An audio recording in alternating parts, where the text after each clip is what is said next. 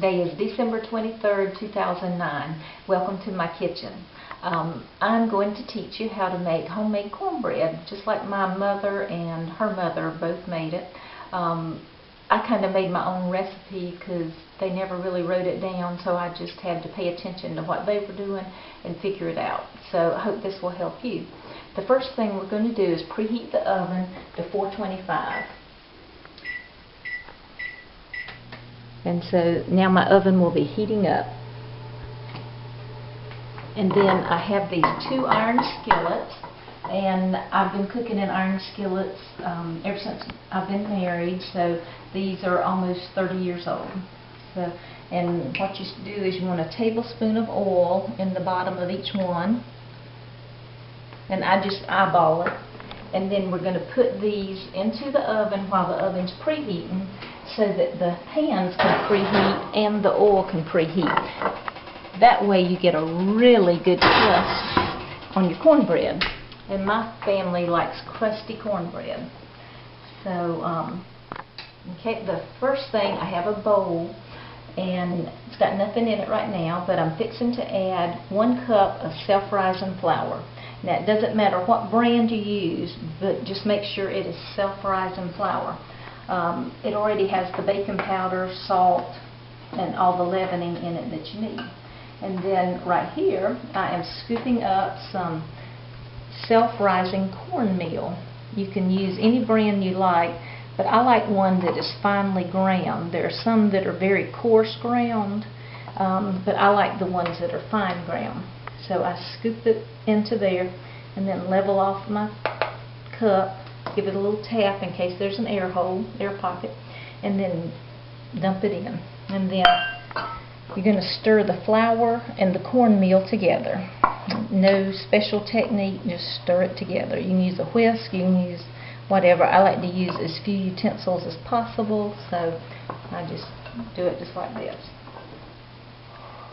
Okay. And the next thing I'm going to do is add 1 egg.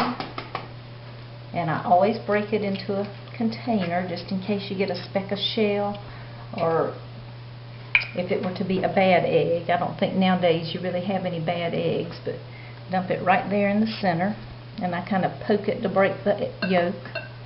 And then you need a 1/4 cup of vegetable oil. Now I use Crisco pure vegetable oil, but you can use corn oil, you can use canola oil, whatever kind you want. And this is a 1/4 cup. And you're going to just add it in. Okay, and I've got the oil in, and see, I was using Wesson oil, but I have a new one, and it's Crisco oil. It doesn't matter, just so it's vegetable oil or canola oil. Don't use olive oil. Olive oil would add a different flavor to it, and it would not taste like southern cornbread. And then the next thing is a cup of milk, and usually I use skim milk because that's what we have at home, but it doesn't matter. Skim milk, 1%, 2%, or whole milk. And then you're just going to stir this up and kind of blend it together till it's all nice and wet. And it just takes a second, and you just keep. Okay, now I have it all mixed up, all blended up. It doesn't matter if you have a few lumps in there, and see the consistency, it's kind of wet and it'll slide right off your spatula. That's what you want. If it's not that wet, you need to add a little bit more milk or a little bit more water. And my pans are almost heated up to 400 degrees, 425 actually, and I'm waiting for the oven to get a little bit hotter so that I can put the batter in the pans, and you'll hear it sizzle. Is it going? Okay, you see my oven's heated to 425, so I'm going to reach in, and you got to use protection on these handles. I'm going to take the skillets out, and I've got hot mats there on the counter for them. And you want to swirl that oil around in the bottom so that you get the bottom of the skillet coated. And then, let's see, and they're really, really hot now. And then you're going to take this batter. You can bake it all in one skillet my family likes crusty cornbread, so I bake it in 2. And see there, it's starting to sizzle around the edges. I wish you could hear it. And just smooth it out a little bit.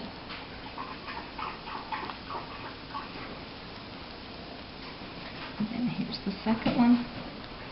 And just try to evenly divide it. And scrape out your pan.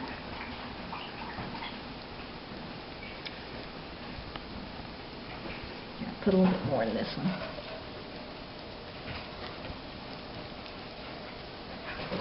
So remember, that was 1 cup of self-rising flour, 1 cup of self-rising cornmeal, so equal amounts flour and cornmeal, 1 egg, 1/4 cup of oil, and 1 cup of milk. And if you need any extra liquid, you can add a little bit of water or a little bit extra milk. But mine turned out just right. So we're gonna stick these in the oven just quick as we can. See this one right here, it's still sizzling around the edges. And put them back in the oven. And I'm going to set my timer for 20 minutes. And we will check them in 20 minutes. Okay, I see that our timer is just about ready. And we can crack open the door. And look at that cornbread, golden and delicious and hot, hot, hot. Now these handles on your cast iron skillets are very hot, so when you get ready to take them out, make sure you got some good protection for your hands. And we got 3 seconds left, which we will go ahead and pull them out because they look nice and done. And there's the cake of cornbread, nice and toasty and crispy. And I'll show you the bottom of this cornbread. I just happen to have a spoon right here. And see the bottom of it? You can lift the whole little cake up and you got a nice crispy bottom. And so just grab a knife and cut it up and you're ready to eat.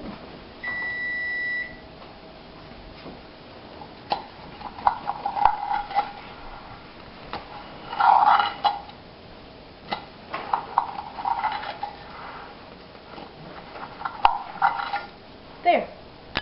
And you can just serve it in the cast iron skillet. I'll take this in there to our table and just set it on the table like this.